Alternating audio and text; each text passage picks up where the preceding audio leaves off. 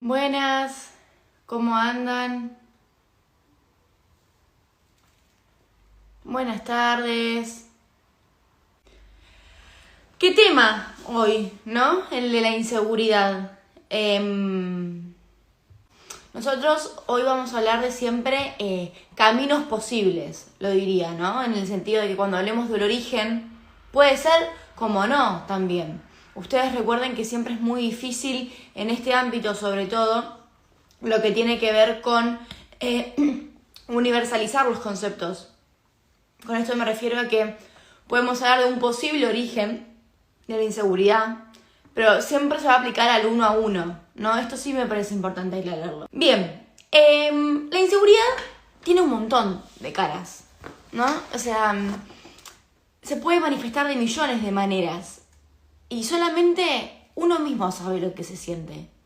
Porque a veces nos pasa que vemos a una persona que sentimos que se come el mundo. No sé si les pasó alguna vez, ¿no? Que se muestra con una seguridad, con una pisada tal, con una certeza en su decir, en su comunicar, en su actuar, que hasta resulta un poco inhibidora, ¿no? Como que de repente uno tal vez que duda todo el tiempo de sí, de sus acciones, y si estará bien, si estará mal, y qué va a decir el otro, y qué va a pensar el otro, ¿no? La inseguridad y el otro es como una especie de simbiosis muy difícil de separar, ¿no? Porque la inseguridad está muy ligada a lo que tiene que ver con la mirada del otro. Eso es lo que genera la inseguridad. ¿Qué va a decir el otro? ¿Qué va a pensar el otro? Entonces, a veces pasa esto, ¿no? Que nos encontramos con personas que parece que se comen el mundo, vamos a decirlo de esta manera. Y sin embargo, es una de las caras más comunes de la inseguridad esa, ¿no?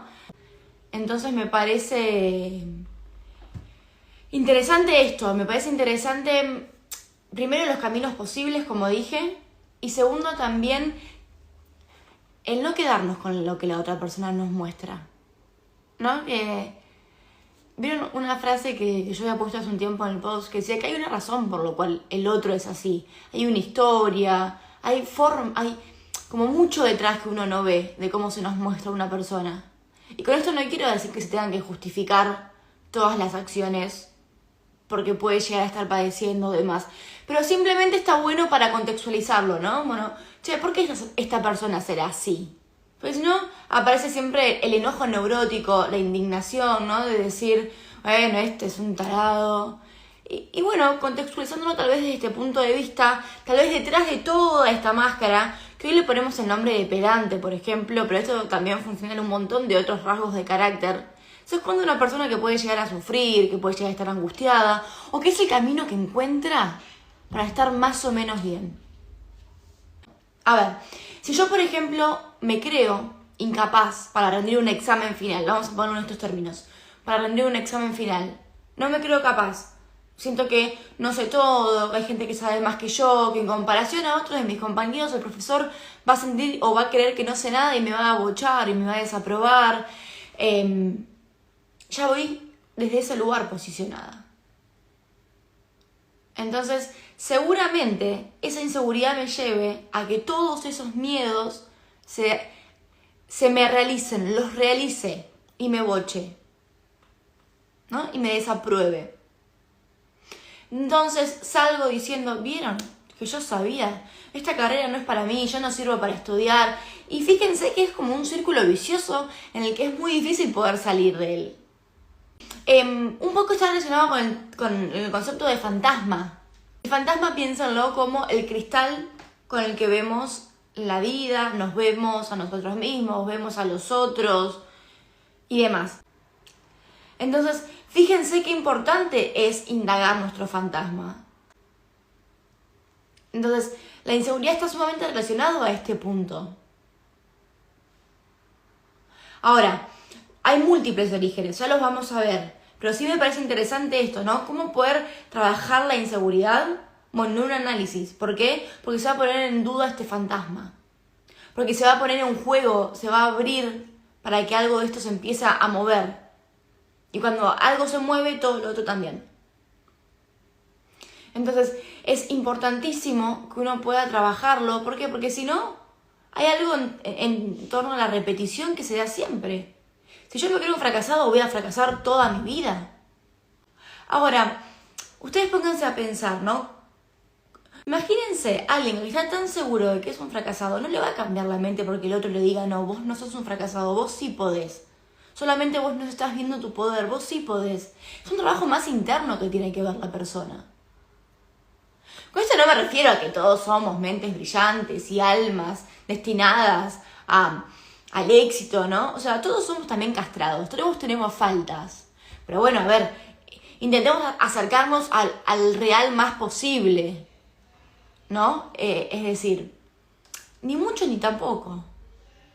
Neuróticos, humanos, con defectos, con posibilidades, con virtudes, con faltas, con limitaciones. O sea, uno como analista tampoco le va a decir al paciente, ay, sí, vos podés con todo, porque tal vez no pueda, y está bien también no poder. ¿Quién nos dice que tenemos que poder todo el tiempo?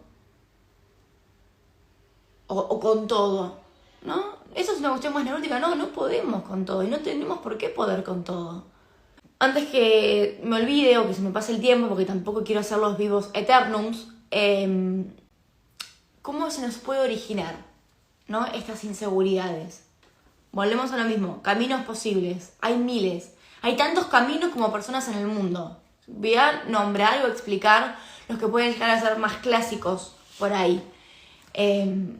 Y tiene que ver con lo que dijeron de nosotros. Y acá sí me retrocedo un tiempo a la infancia de cada uno. Y de cómo fuimos nombrados, de cómo fuimos hablados, de cómo fuimos pensados, de cómo fuimos mirados. Ustedes piensan que la identidad de un ser humano se forma incluso desde antes de haber nacido. Esta identidad empieza a forjarse cuando nuestros padres hablan de nosotros, nos fantasearon, nos buscaron un nombre, nos imaginaron, jugaron con nuestra imagen, con nuestro futuro. Ya desde ahí se empieza a forjar nuestra personalidad.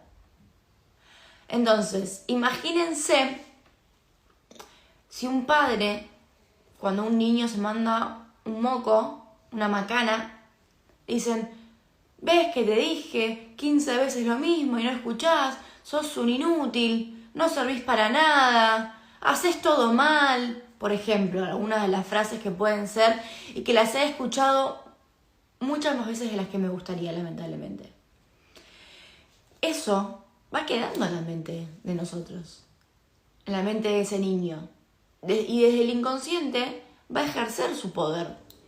Porque imagínense que la voz de un padre o quien cumpla su función, o de una madre o quien cumpla su función, diga esa sentencia, esa definición o esa afirmación. Eso nos va dando un ser. Lo que dicen de nosotros nos va dando un ser. Entonces, ahí sí hay como una especie de sentencia. Si luego en su vida adolescente o adulta el sujeto no logra ir a análisis y trabaja estos temas. Entonces me parece que tiene que ver con todo esto que venimos hablando y por eso la palabra tiene un peso tan grande en la cultura, en la sociedad y en la subjetividad de cada uno de nosotros. Porque nos definen, porque nos dan un pseudo ser, va a decir Freud, ¿no? Un falso self también se puede pensar. Por eso la frase esta es, somos lo que hacemos con lo que hicieron de nosotros. Pero imagínense qué difícil es para esa persona hacer algo distinto. Empezar a construirse desde un lugar distinto a ese de la inutilidad y del no poder. Eso puede ser una forma posible de la inseguridad, ¿no? Que la inseguridad sea como una especie de identidad de lo que han dicho de nosotros. Otra forma posible también puede ser desde la identificación. Tal vez tener en nuestro ámbito más cercano una madre, un padre o de vuelta quien cumpla su función, un hermano, que sea sumamente inseguro, que sea sumamente temeroso, dubitativo de sí, de sus defectos, madres sumamente inseguras de su cuerpo y que todo el tiempo lo expresan y lo manifiestan. Entonces, ¿qué pasa? El sujeto se va a identificar. Entonces ahí también aparece un falso self o un pseudo self, porque no es algo propio tampoco. Porque fue algo que tomamos del otro, que nos identificamos del otro. A mí me encantaría que en las escuelas se pueda empezar a enseñar un poco de esto, ¿no? De la importancia de la palabra. Que las palabras no se las llevan el viento. Las palabras dejan marcas en el psiquismo, en el cuerpo, en el autoestima. Las palabras dejan marcas, dejan cicatrices porque nunca se borran incluso. Porque uno las puede elaborar, pero eso va a estar. Esa persona puede tal vez darse cuenta que, con el ejemplo que venimos hablando, eso fue lo que el padre dijo de él. Y que no por eso tiene que definirlo, no por eso él tiene que ser X cosa. Pero el hecho de que el padre le dijo que era un inútil va a estar en él para siempre, porque fue algo que sucedió. Podemos hablar del perdón y la aceptación, y se puede trabajar un montón de cosas, pero eso no se borra. Entonces, es fundamental entender que las palabras no se las lleva el viento. Yami, ¿qué opinás de la nueva moda de predicar el amor propio? ¿Qué es el amor propio, te diría yo? Hay tantas formas. O sea, ¿que el amor propio está bueno? Sí, por supuesto que sí. Aunque uno debe primero tener un buen vínculo con uno para después tener buenos vínculos con los otros, porque si no aparece la proyección y demás mecanismos de defensa, claro que sí. Pero no podemos imponer ni predicar nada. Lo mismo que esta cuestión, hoy es un día para ser feliz, tenés que brillar, no sé, como levantate sonriendo. Me parece hasta violento. No tenés que levantarte sonriendo. Me parece que es negar sentimientos humanos. La vida tiene momentos de angustia, momentos de tristeza, momentos donde todos los paradigmas tambalean y aparece una incertidumbre tremenda, como lo que estamos viviendo, por ejemplo, actualmente también. El tema es cómo uno se va a posicionar, ahí está la cuestión.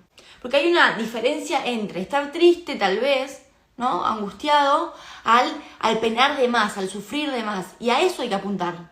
Ahora, que no sufran, es la vida misma. Y de hecho es una instancia de aprendizaje grandiosa, hermosa. Porque la verdad es así. En el sufrimiento, en los fracasos, en las derrotas, en los tropezones, uno aprende también. O no, pero también hay una instancia, si se puede aprovechar, muy grande de aprendizaje. Pero bueno, nos dimos un poco de tema. Yo más que nada quería transmitirle esto acerca de la inseguridad, como las caras de la inseguridad y sus grises, desde los extremos hasta los grises, hasta los medios, los orígenes que puede llegar a tener. Hay millones más que nos quedan exentos porque estaríamos en un vivo de 5 horas y tampoco los quiero aburrir.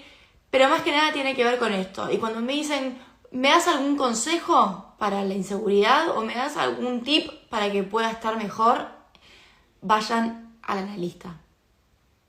Es lo único que les puedo decir. Es el mejor consejo que yo puedo llegar a dar. ¿Desde dónde? Desde mi experiencia como paciente incluso también. Bueno, vamos a dejar acá por hoy. Les agradezco a todos por participar. Cuídense.